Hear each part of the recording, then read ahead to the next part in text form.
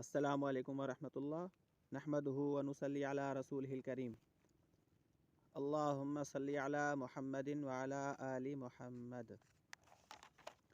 جی، میرا نام اظہر نظامانی ہے اور میرا تعلق ٹنڈو سمرو سے ہے۔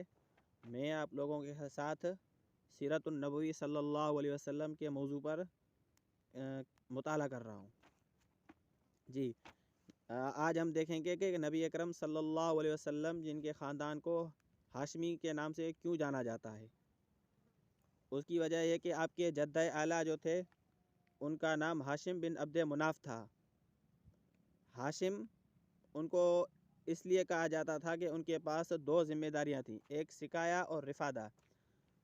اب سقایا کہتے ہیں پانی پلانے والے کو، اور رفادہ کہتے ہیں کہ میزبانی کرنے والے کو۔ اس وقت جو لوگ مکہ میں حج کرنے آتے تھے تو وہ جو ہاشم تھے وہ لوگوں کو پانی بھی پلاتے اور ان کی میزبانی بھی کرتے۔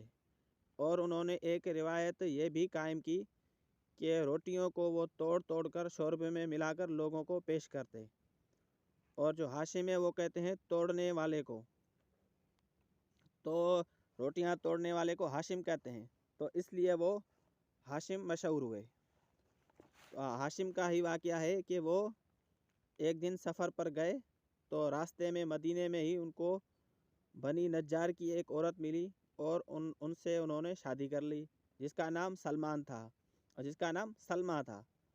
اب انہوں نے جو ہاشم تھے وہ مکے میں کچھ دن رہے تو سلمہ کے پیٹ میں جو ہے وہ حمل ٹھہر گیا، تو اس کے بعد وہ جو ہاشم ہیں وہ روانہ ہو گئے سفر کے لیے، تجارتی سفر کے لیے روانہ ہو گئے، اور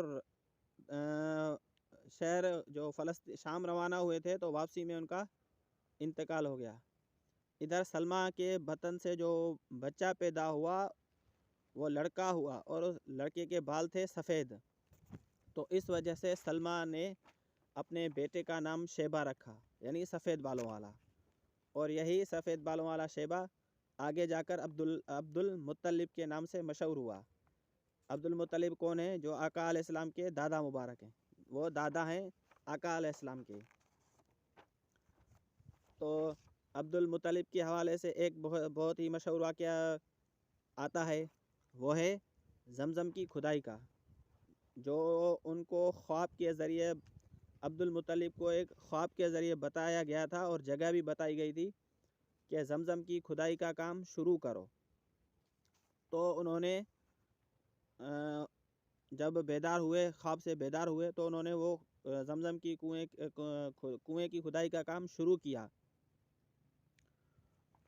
تو وہاں سے جو کنویں کے کام کھدائی کا کام شروع کیا، تو اس کنویں کی جگہ سے رفتہ رفتہ کچھ چیزیں برآمد ہوئیں، جیسے تلواریں، زرہیں اور سونے وغیرہ۔